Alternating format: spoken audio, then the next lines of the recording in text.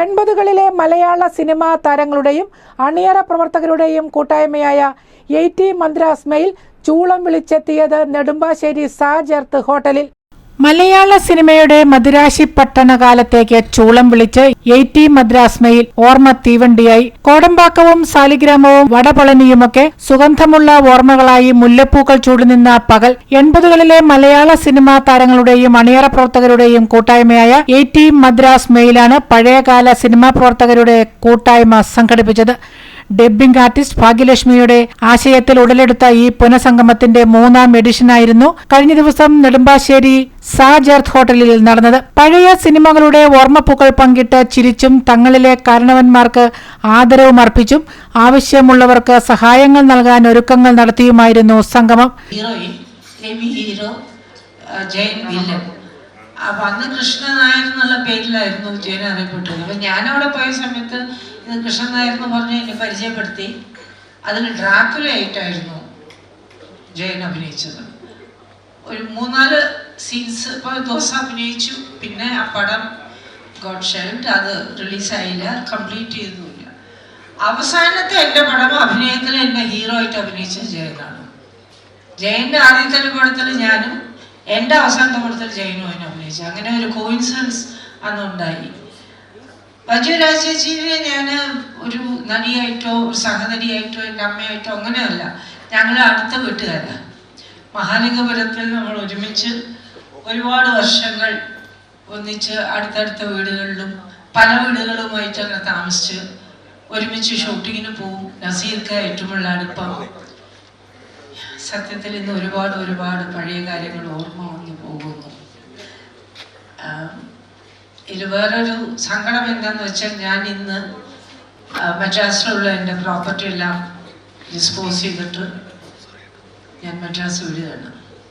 60 വർഷത്തെ ബന്ധം മദ്രാസുമായിട്ടുള്ളത്. ഞാൻ മദ്രാസിനെ പറയുള്ളൂ, എനിക്ക് ചെന്നൈന്ന് പറയാൻ താല്പര്യമില്ല. മദ്രാസ് വിടുകയാണ്. അതിൻ്റെ ഒരു ദുഃഖത്തിലും കൂടിയാണ് ഞാൻ ശരിക്കും പറയുകയാണെങ്കിൽ. കാരണം ഇന്ന് ഞാൻ ഇവിടെ നിൽക്കുന്നത് മദ്രാസുകാരനാണ്.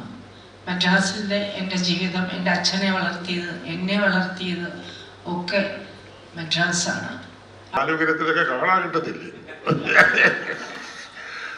അപ്പൊ അങ്ങനെയുള്ള സന്ദർഭമായോണ്ടാണ് ഊടിക്ക് പോകുന്നു.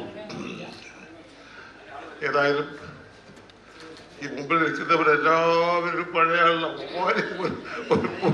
ഒരു പുതിയ ആളുകളെ ഒന്നും കാണാനൊക്കെ. പിന്നെ ഒരു കൊച്ചു പെൺകുട്ടിയായിട്ട് തോന്നുന്നത് ശാന്തയാണ്. ഞാൻ കയ്യിൽ പിടിച്ചിട്ട് ഇങ്ങനെ കൊണ്ട് നടന്ന് ഇങ്ങനെ അങ്ങോട്ടും ഇങ്ങോട്ടും പോകുന്ന രീതിയിൽ പോയി. അപ്പം അദ്ദേഹം പറഞ്ഞു, നീ ഒരു വലിയ കലാകാരിയാകാനുള്ള മട്ടുണ്ട് എന്ന് പറഞ്ഞു. പക്ഷെ ഞാനതൊന്നും കാര്യമാക്കിയില്ല. ഞാൻ ഇങ്ങനെ കളിച്ചും ചിരിച്ചും പറഞ്ഞു. ആൾ ഇന്ത്യ റേഡിയോയുടെ ബാലലോകത്തിലെ ചെറിയ കുട്ടിയായിരുന്നു.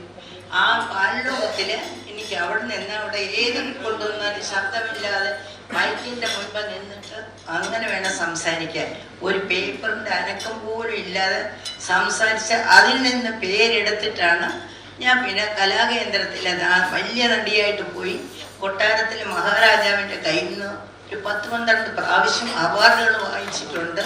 പിന്നെ അങ്ങനെ നാടകം, ഡാൻസ്, അത് കഴിഞ്ഞ് ഡാൻസ് ഗ്രൂപ്പിൽ പോയി ഇന്ന് എവിടെയോ പോയി. നമ്മുടെ സ്വന്തം നാട് വിട്ട് ഞാൻ അന്യ സ്ഥലത്തിരിക്കുകയാണ്, ചെന്നൈയിൽ. പഴയ ഓർമ്മകൾ പങ്കുവച്ചും ഗെയിമുകൾ കളിച്ചും അവർ സിനിമാ ഓർമ്മകളിലേക്ക് മടങ്ങിയെത്തി. കുഞ്ചനും മണിയംപിള്ള രാജുവുമായിരുന്നു രസച്ചരടിന്റെ ചുക്കാൻ പിടിച്ചത്. നടൻ രവികുമാറിനെ അനുസ്മരിച്ചായിരുന്നു ചടങ്ങുകൾ തുടങ്ങിയത്. കഴിഞ്ഞ തവണ സജീവമായി പങ്കെടുത്തിരുന്നു രവികുമാർ. സിനിമയിൽ ഭാഗ്യം പരീക്ഷിക്കാൻ മദ്രാസിലേക്ക് ട്രെയിനിൽ യാത്ര ചെയ്തിരുന്നതിന്റെ ഓർമ്മയ്ക്കാണ് 80 മദ്രാസ് മെയിൽ എന്ന് കൂട്ടായ്മയ്ക്ക് പേര് നൽകിയത്. പേര് പോലെ തന്നെ ഇപ്പോഴും പലരും ഈ കൂട്ടായ്മയ്ക്കായി എത്തിയത് ആ പഴയ മദ്രാസിൽ നിന്നു തന്നെ. ഒരു കാലത്ത് മലയാള സിനിമയിൽ നിറഞ്ഞു നിന്ന നടീനടന്മാർ, സംവിധായകർ, നിർമ്മാതാക്കൾ, ഗായകർ, സാങ്കേതിക പ്രവർത്തകർ തുടങ്ങിയവരെല്ലാം സംഗമത്തിൽ പങ്കെടുത്തു. ആദ്യകാല നിർമ്മാതാവും സംവിധായകനുമായ RS പ്രഭുവിന്റെ 95ാം ജന്മദിന കേക്ക് മുറിച്ചാണ് ആഘോഷങ്ങൾക്ക് തുടക്കം കുറിച്ചത്.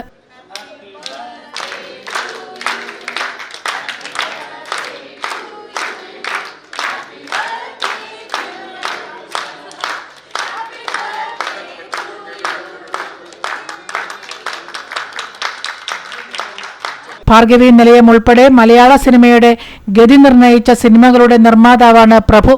സംവിധായകൻ പി ചന്ദ്രകുമാർ RS പ്രഭുവിന്റെ സിനിമാ ചരിത്രം അനുസ്മരിച്ചു. ആദ്യകാല നായക നടിയായിരുന്ന വഞ്ചിയൂർ രാധയെ വിധുബാലയും ശ്രീമൂലനഗരം മോഹനും ചേർന്ന് ആദരിച്ചു. ശ്രീലത നമ്പൂതിരിയെ സംവിധായകന്മാരായ കമൽ, കെ മധു, അനുപമ മോഹൻ എന്നിവർ ചേർന്ന് ആദരിച്ചു. ശാന്തികൃഷ്ണയ്ക്ക് ഇത് ആദ്യ കൂട്ടായ്മയായിരുന്നു. കാതോട് കാതരം എന്ന ഗാനം ലതിക ആലപിച്ചപ്പോൾ തന്റെ ഹിറ്റ് വെള്ളിച്ചില്ലം വിതറി കൃഷ്ണചന്ദ്രനും സ്മൃതികളെ പിന്നോട്ട് കൊണ്ടുപോയി. എന്നെ എല്ലാവരും മറന്നുവെന്നാണ് താൻ കരുതിയതെന്ന് സംവിധായകൻ KS ഗോപാലകൃഷ്ണൻ പറഞ്ഞപ്പോൾ സുഹൃത്തുക്കളും മൗനത്തിലായി. നടൻ ജനാർദ്ദനനെ സംവിധായകൻ ഭദ്രൻ, രാജസേനൻ, നടൻ ജോസ് എന്നിവർ ചേർന്ന് ആദരിച്ചു. News desk, Nedumbassery.